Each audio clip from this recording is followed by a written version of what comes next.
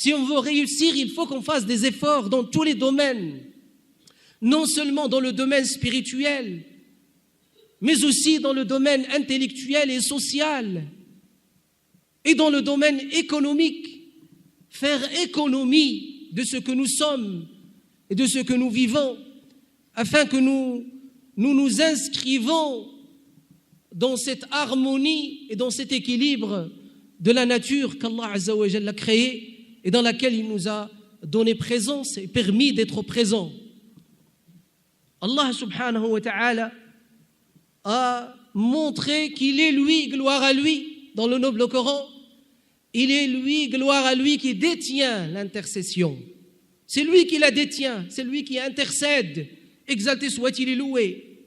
Et Allah subhanahu wa ta'ala n'a privé personne de sa shafa'a, gloire à lui, ni ici-bas ni dans l'au-delà.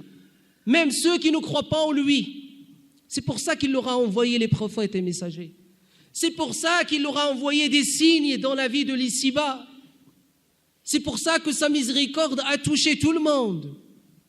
Abdullah ibn Umar, radiyallahu anhuma, sur les pas du prophète, sallallahu alayhi wa sallam, alors qu'il est à Médine, dans la rue, avec ceux qui l'accompagnaient, croise un non-musulman parmi les citoyens de Médine. Ce non-musulman, il lui dit « Assalamu alayka ya ibn Umar » paix sur toi, ô fils de Omar ibn al-Khattab. Abdullah ibn Omar, il lui répond wa alayka salam wa rahmatullah. Ceux qui sont autour de lui, ignorants comme je le suis, s'offusquent de la parole de ce savant parmi les compagnons qui s'est ressourcé auprès du prophète Mohammed sallallahu alayhi wa sallam. Ils lui ont dit comment tu demandes à Allah sa miséricorde pour quelqu'un qui n'est pas musulman? Abdullah ibn Omar leur dit, n'est-ce pas que la miséricorde d'Allah le comble depuis que Allah l'a créé, depuis que sa mère l'a mise au monde? Allah l'a comblé de sa miséricorde. Depuis qu'Allah Azza wa Jalla a créé l'humanité, il l'a comblé par sa miséricorde. Et parmi les miséricordes d'Allah subhanahu wa ta'ala, il y a la miséricorde suprême et éternelle qui est celle du paradis. Et c'est pour ça que les croyants ne doivent point désespérer que Allah, s'il voudrait, il guiderait toute l'humanité. أَفَلَمْ يَيْأَسِ الَّذِينَ آمَنُوا أَن لَّوْ يَشَاءُ اللَّهُ لَهَدَى النَّاسَ جَمِيعًا. Agir pour que cette miséricorde d'Allah Azza wa Jalla ne s'arrête pas à moi.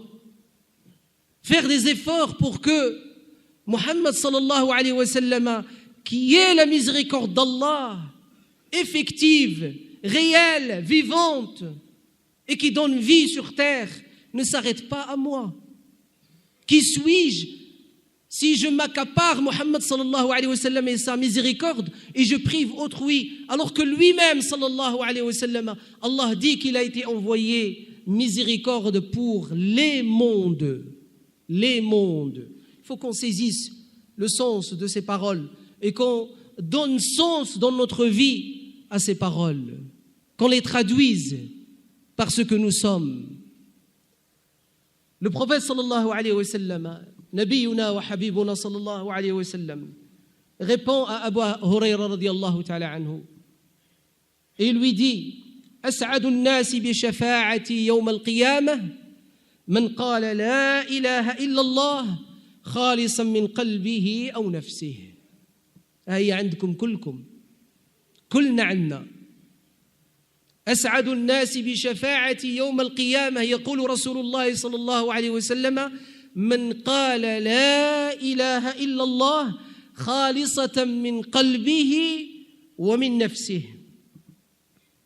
C'est celui ou celle qui sait ceux qui seront le jour de la résurrection heureux, joyeux par l'intercession du prophète sallallahu alayhi wa sallam. Il a dit tous ceux qui disent la ilaha illallah sincèrement, venant de leur cœur et émanant de leur esprit et de leur âme, c'est-à-dire de leur être dans sa totalité et dans son entité. La ilaha illallah qui amplifie ce que je suis et tu es, mon frère, ma sœur, et qui se traduit à travers mon islamité. Cette islamité qui doit être en réalité mon bonheur. C'est ce que je cherche. Sa'adati, ma joie. Si je suis joyeux et heureux par la ilaha illallah, il est de mon devoir de la mettre en évidence. Si je suis heureux et joyeux par Muhammad Rasulullah sallallahu alayhi wa sallam, il est de mon devoir, et toi aussi, mon frère, ma sœur, de la mettre en évidence. Et la mettre en évidence, c'est réfléchir cette joie, réfléchir ce bonheur à travers mes œuvres et mes actions. Mes œuvres et mes actions qui sont construites sur une intention et sur une sincérité vis-à-vis d'Allah et vis-à-vis d'autrui. Tous ces mots ont des sens. Mettez-les et mettez-leur et donnons-leur un sens, barakallahu fikum, dans notre vie. Soyons des acteurs de joie et de bonheur, par joie et par bonheur, pour la joie et pour le bonheur de la société dans laquelle nous baignons et nous devrions agir. Les défis sont multiples. Les cartes des défis sortent maintenant avec évidence. Les masques de nos jours tombent et nous voyons clairement ma kana lillahi dama wattasal. Ce qui est voué pour Allah, sincèrement, continue. C'est ce qui tient, malgré les vents, Mistral ou Tramontane ou je ne sais quoi. Le tronc de l'arbre, les branches de l'arbre, les fruits de l'arbre tiennent toujours. Et l'un de nos maîtres éducateurs nous enseigne en nous disant: Allah Azza wa Jal vous a envoyé comme témoin et non pas comme juge. Et si les gens jettent sur vous des pierres, alors faites tomber sur eux des fruits. أسأل الله أن ينفعني وإياكم بما سمعنا ويجعلنا من الذين يستمعون القول فيتبعون أحسنه أولئك الذين هداهم الله وأولئك هم أولو الألباب.